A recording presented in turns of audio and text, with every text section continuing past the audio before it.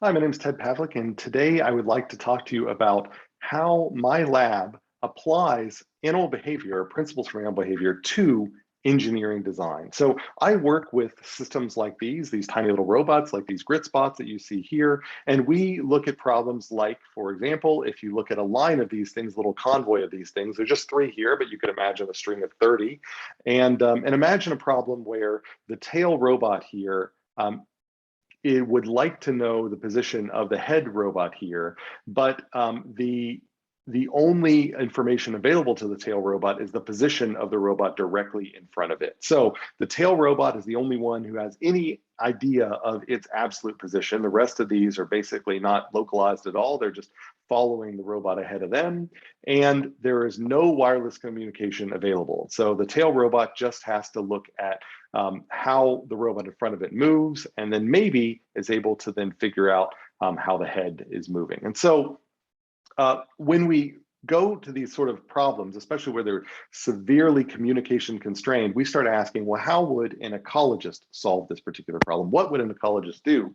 I have a lot of engineering students, and so we have to introduce them to kind of like the fundamentals. And so, it doesn't get more fundamental than Nico Tinbergen. And so Nico Tinbergen, as you all know, one of the supposed founders, I guess, of behavioral ecology, or formal founders of behavioral ecology, also well known for formalizing the idea of cue ritualization, this idea that signals evolve from informative cues. And so before you go to the point of ritualizing something to making it into a signal, then there was probably a cue that was sort of a natural byproduct of physiology that was informative to both a sender and a receiver, and that ended up driving this process for ritualization. And so engineers often start with the ritualized wireless communication that's often very costly. And so when you're working with systems where you don't have that, then you might want to ask, can we reverse that and say, what information is just already available without all of this expensive signaling? And so with that in mind, we thought about, humans, there's these papers in the psychological literature that says that the gait patterns of individual humans are apparently extremely informative. People can watch videos of others walking around and then make pretty good predictions of different properties or traits of those people. They're maybe unrelated to the biomechanics of gait at all. And so people are giving away a lot in their gait. And so we said, well, how much are the robots giving away in their gait? And so we used a deep learning approach. I'm showing an old version from a simulation here, but we've also done this in the lab, where we've got these robots moving in a convoy, and this head is going to encounter this object here in the arena. And when it does, it is going to start moving around this thing. The goal is for this convoy to clamshell this thing. And so when it starts moving around here, there's a tiny ripple effect that's not really noticeable for us, but it creates deviations in the motion of this robot back here. And those deviations are, by the deep network, the deep neural network, are going to be picked up by this tail robot. And that tail robot will be able to detect that the head is started moving, and the head has started moving in a particular position, and it can then move in that position to start closing the clamshell in that complementary way. And so that's what we'll see here. So we started into this by the idea that there's probably a lot of information buried in just the observation of the movements of this thing here, that if we just went directly to the wireless communication, we would totally miss. So that's like one example, one very specific example of how we use ecology to enhance our designs. But what's the more general message? Well, so how would, if all robots were built by ecologists, like what might that look like? How would an ecologist think about, the design of robots or automation systems, or really anything? And when we start thinking about the design of things, we're thinking about mechanisms that provide function. So mechanism and adaptation. And so kind of the naive approach here was to say that, well, we've got some adaptation that provides a selective advantage, like being able to see something, and through natural selection or through the design process, then you would expect to then see a mechanism that provides that function. So, that's kind of the start. That's kind of like the basic sort of, high school way of thinking about natural selection and thinking about how we get designs. But when people look at designed things, they often ask, why the heck are things the way they are? And when people look at living organisms, they ask that same question. And when we compare the two of them together, we start noticing that even though we have similar functions like vision, the way in which we provide vision to robots looks very different than the way in which we provide vision to vertebrates. And so the simple eye is very different than the charge coupled device camera. And so if we could say, well, then why are they different? Well, the answer to why they're different comes from the other two boxes in Tinbergen's 4, that there are selection constraints. There's phylogeny, legacy baggage that is preventing certain things from evolving. And there's also constraints that come from developmental history. So selective pressure isn't only from the ultimate function, but it's also from these two important constraints: how to build the thing and what parts were you given sort of from previous versions. And I'm using this language because these Tinbergen's 4 slightly different in terms of the terminology here, but this is the way I now look at anything that's designed. There are problems out there, design objectives, to which engineers build solutions, mechanisms, and there are platform constraints. What are the legacy components that we have to use? We're just stuck with them. And what are the manufacturing processes we have to use as well? So those provide constraints which limit the amount of mechanisms that we can use. And by using this lens, it provides another framework to start answering these questions that people have, like why are things like this in terms of this technology that we use? For example, when I think about Windows operating system. So Windows has been around since 1985. This little evolution of Windows OS graphic goes up to Windows 10. Windows 11 is about to be released. And in all versions of Windows, they use the backslash. They do not use the forward slash to separate folders. And so if someone were to ask, why does Windows use the backslash? They could come up with a just so story about why the backslash is so much superior to the front slash. And that might be fine, but someone who knows that there was something before Windows, knows about MS-DOS, knows that MS-DOS used the backslash. And really that why question should not be posed at the time of Windows versus the rest of the world. It should be moved back farther into the ancestral environment to really be asked in the 1970s, the 1960s, going into the 1970s, what was the slash game there? Why did DOS come to have the backslash and while Unix came to have the front slash? And we could talk all about that, but that's where the right question is. And we just inherited that all the way through that. So phylogeny matters in terms of answering these design questions. The environment matters as well. Gene by environment interactions. You don't get phenotype without gene and environment together. This is something that engineers don't often think about, but it comes up time and time again, and it comes to bite them in the butt, and they have to deal with it. When Space Invaders, the software program, a game here was put together in 1978, then the hardware that this software was written on was very, very slow. And the Space Invaders would come down the screen and they'd have to be redrawn. And if there were a lot of invaders, it would take so long to redraw them that the game was easier because you had a lot of time to make your decisions about where you wanted to move your little blaster at the bottom there. But then as you started blasting away the Space Invaders and there became fewer of them, then the screen could redraw faster and it became more difficult. People liked that escalation of difficulty.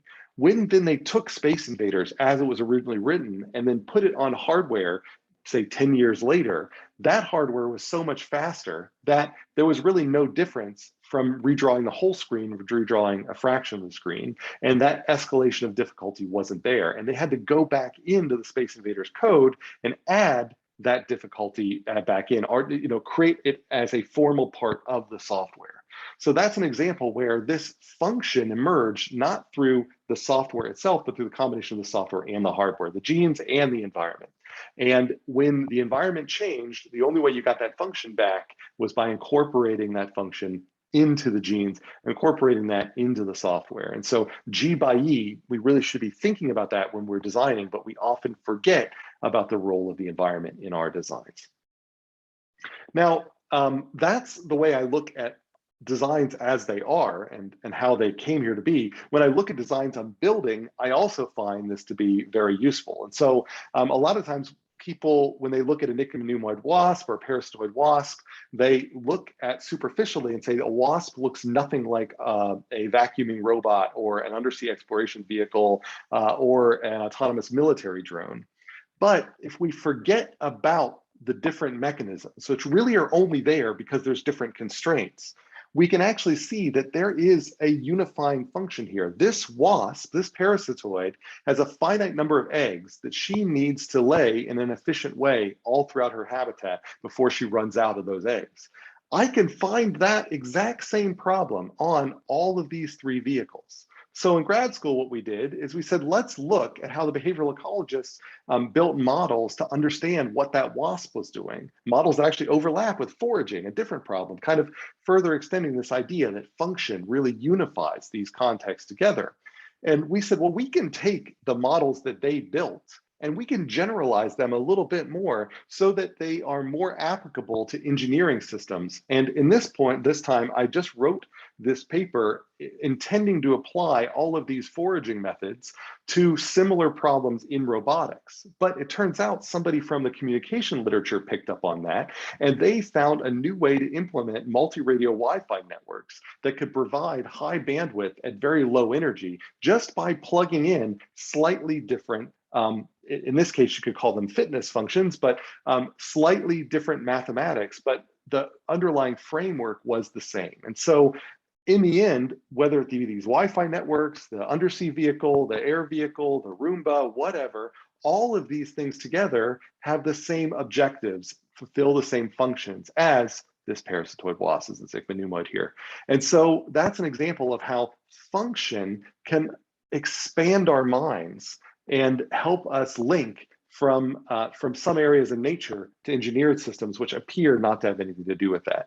And people are starting to move in this direction. So there is, this is Magnus Egerstedt. He is now the Dean of the UC Irvine College of Engineering. He has just written a book called Robot Ecology, has this beautiful sloth bot on the front of it. And for the last at least 10 years, Magnus has been very interested in sloths and in why would you ever want to make a slow robot? And so he is less interested in how can you make a robot faster and faster and faster, which is usually what engineers are interested in. He is more interested in the why. Why should a good robot walk fast? Might there be reasons why your robot should be slow? And he is motivated by the fact where if you go down in the tropics, you see hummingbirds next to sloths and they're coexisting. They live in different niches, and one manages to work very slow, the other one works very fast. How does that work? How do these things coexist? What's up with the slow one? And he's come up with a sloth bot as providing one potential answer to that. Now, back in 2009, well, first paper I ever wrote as a grad student, we were interested in this exact same problem. And so, but we turned to slightly different inspiration. So we didn't turn to sloths, we turned to quail. So we were interested in if you've got a vehicle that as it moves very quickly, it loses being able to see certain objects because its sensors have a particular bandwidth. But if it moves very slowly, it doesn't get its job done. Then there must be some optimal intermediate speed. But if it has the ability to see multiple different types of things, and some of those things are more valuable than others, if it on the fly can decide what things that it should ignore and what things it should be looking for, then it needs to solve this optimal speed problem simultaneously with the optimal kind of portfolio problem. So this is kind of a complex problem, but it turns out that the behavioral ecologists in a classic paper from Jenrod and Stadden solved exactly this problem in trying to understand the crazy behaviors of the bobwhite quail. And so we generalized ideas taken from that paper, and we then turned them from a numerical kind of computer-based example in the Jenrod and Stadden paper into a recipe for design on these robots, where these robots could now do quail-like motions in order to find kind of their optimal prey and the optimal speed to find those prey. So these are just a handful of examples of the ways in which I have found behavioral ecology to be so enriching in thinking about design, and why it is so important for me to make sure that my students are aware of this literature and this way of thinking. And I don't like them actually thinking about robots and machine learning and all that is kind of separate. Ideally, in the world that I have in mind, there is a giant umbrella in which we have something like Tinbergen's 4 that are bringing us all together, where in the end, rather than saying that bird doesn't look like that bot or that heater distributed throughout your building, if we start understanding they have the same functions, then we realize we can still learn from them. Or when they do have the same mechanisms, then that also brings us a way to come together. And so the way in which behavioral ecology has formalized thinking about research questions is something that we need to do in engineering and in design. And I think if we do, it'll bring us closer to behavioral ecology and bring behavioral ecology closer to engineering, where I think it will widen the application space for people who do behavior work.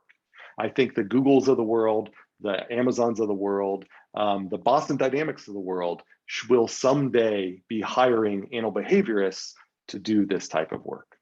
So that's kind of my big message here, that behavioral ecology really provides us the tools for thinking outside of the bot, for incorporating the effects of the environment, the effects of other robots, and so on and so forth. And so with kind of that in mind, my takeaway messages are, as our systems that we design become more and more complex, thinking ecologically about them will be unavoidable. And so ecologists have a rich catalog of ideas about autonomy, and ecologists understand about function across a diverse set of mechanisms, a way in which engineers don't yet know. But engineers have unique quantitative perspectives, models, and robots for ecologists to play with.